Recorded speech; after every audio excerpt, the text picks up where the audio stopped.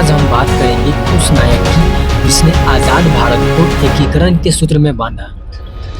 उनका कद इतना असरदार था कि दुनिया के सारे कद्दावर उनके आगे छोटे पड़ गए। किसी के लिए वे सरदार, किसी के लिए भारत के बिस्मार्क, तो किसी के लिए लौह पुरुष यानी आयरन मैन थे। आज हम बात कर रहे हैं अखंडता के नायक सरदार वल्लभ भाई पटेल की। उनके विराट व्यक्तित्व को नमन करने के लिए बनी है दुनिया की सबसे ऊंची प्रतिमा statue of unity. Sardar Patel के कद का अंदाजा देश ने तब लगाया जब उन्होंने बिखरी हुई 562 रियासतों को जोड़कर भारत को एक कर दिया। अंग्रेज जाते जाते भारत को करीब 565 टुकड़ों में छोड़ गए थे। ये रियासतें कुल भूमि का लगभग 40% हिस्सा था। सरदार ने अपने भीतर छिपे शिवाजी के शौर्य और कौटिल्य की कूटनीति का परिचय दिया। उन्होंने 562 छोटी बड़ी रियासतों का भारतीय संघ में विलय करके भारतीय एकता का निर्माण किया। उन्होंने जम्मू कश्मीर, जूनागढ़ और हैदराबाद को छोड़कर सभी रियासतों को भारत में मिला लिया था। जूनागढ़ को तो 9 नवंबर 1947 को ही मिला लिया गया। बाद में हैदराबाद के निजाम द्वारा स्वतंत्र राज्य का दावा करने और सेना बढ़ाने पर सरदार पटेल की चिंता बढ़ी और अंततः 13 सितंबर 1948 को भारतीय सेना हैदराबाद में प्रवेश कर गई।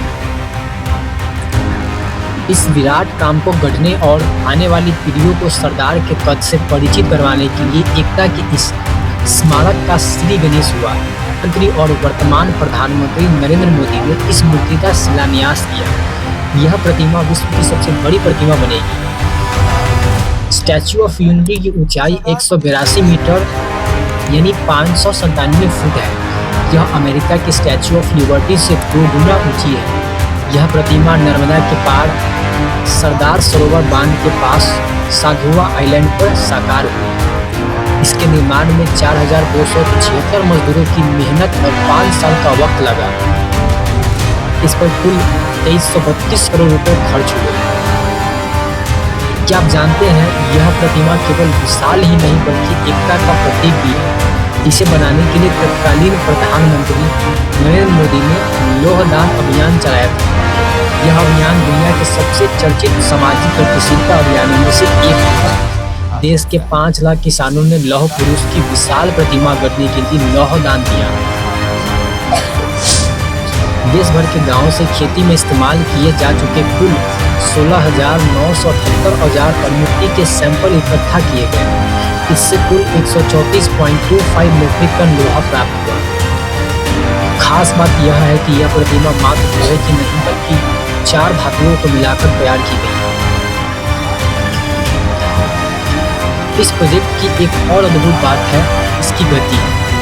यह सबसे तेज गति से बनकर तैयार होने वाला प्रोजेक्ट था जो महज 33 महीने में पूरा हो गया।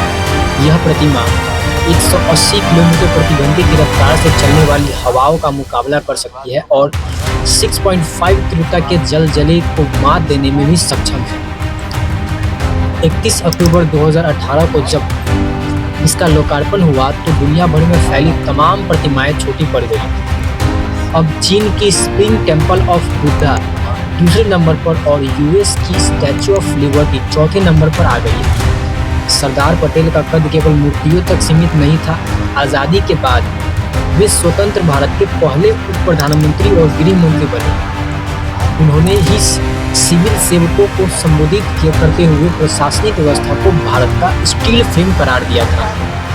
उनका विजन था कि सिविल सेवा राष्ट्र निर्माण और राष्ट्रीय एकता का अहम माध्यम बने।